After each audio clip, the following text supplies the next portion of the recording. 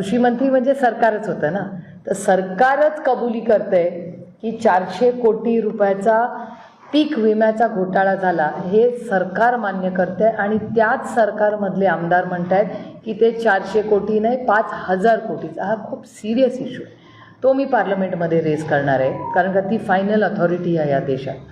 त्याच्यानंतर दुसरा एक आरोप कृषी मंत्र्यांनी केलेला आहे केंद्र सरकारवर, जो खूप गंभीर आहे.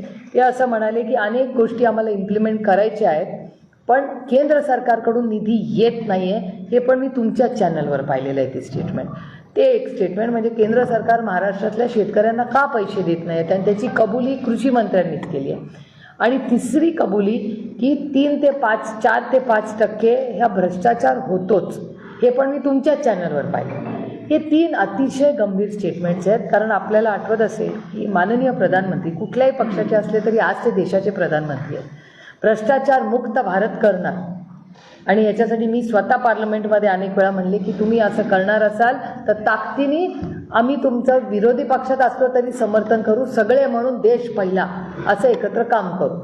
हे तिन्ही भ्रष्टाचाराचे आरोप झालेले आहेत. आणि एक चौथा हार्वेस्टरचा, प्रत्येक हार्वेस्टरमुळे मागे 8 लाख रुपये शेतकऱ्यांना मागितले सरकारने, हे पण मी तुमच्याच चॅनलवर पाहिले. म्हणजे चारी ज्या घटना आहेत त्या प्रचंड वेदना देणाऱ्या आहेत, अस्वस्थ करणाऱ्या आहेत, आणि चारी मी चॅनलवरच आल्या आहेत. आणि चारी कबुली ही महाराष्ट्र सरकारच्या मंत्र्यांनीच केलेली, त्यामुळे हे अतिशय गंभीर आहे.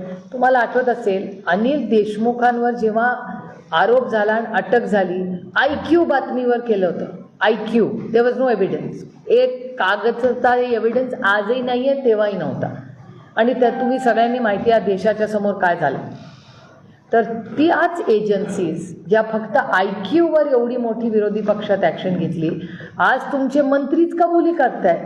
आणि एक नाही 4 केसेस आहेत करप्शनच्या. तर महाराष्ट्र सरकारने कदाचित ज्या फक्त IQवर एवढी मोठी विरोधी पक्षात ॲक्शन घेतली, आज तुमचे मंत्रीच कबुली करतायत. आणि एक नाही 4 केसेस आहेत करप्शनच्या. तर महाराष्ट्र सरकारने कदाचित ह्या सगळ्या मराठी बातम्यात आल्या असतील, आणि फायनान्स डिपार्टमेंटकडे येतात त्या एजन्सीज सगळ्या, आणि होम मिनिस्ट्रीत येतात. कदाचित लॉस्ट इन ट्रान्सलेशन आपण म्हणतो, ह्या मराठीत बातम्या असतील, त्या कदाचित हिंदी आणि इंग्रजी भाषांमध्ये दिल्लीला पोचल्या नसतील. त्याच्यामुळे तुमची लोकप्रतिनिधी म्हणून, तुमचा आवाज म्हणून दिल्लीला आपण सगळ्यांनी मला पाठवलं आहे. त्याच्यामुळे माझं कर्तव्य आहे या काळ्या मातीशी इमान राखणं आणि शेतकऱ्याला न्याय देणं. त्याच्यामुळे हे सगळे मुद्दे मी या पार्लमेंटच्या माझ्या भाषणात दिल्लीमध्ये मांडणार आहे आणि न्याय मागणार आहे महाराष्ट्रासाठी. आणि जर महाराष्ट्रासाठी न्याय मिळाला नाही या सेशननंतर, तर आम्हाला आंदोलन करण्याशिवाय दुसरा मार्ग राहणार नाही. पण माझा निर्मला सीतारामनवर ताईंवर विश्वास आहे. त्याच्यामुळे निर्मलाजी ज्यांच्याकडे फायनान्स मिनिस्ट्री आहे, त्या ह्या सगळ्या विषयात लक्ष घालून न्याय देतील आपल्याला, अशी आपण अपेक्षा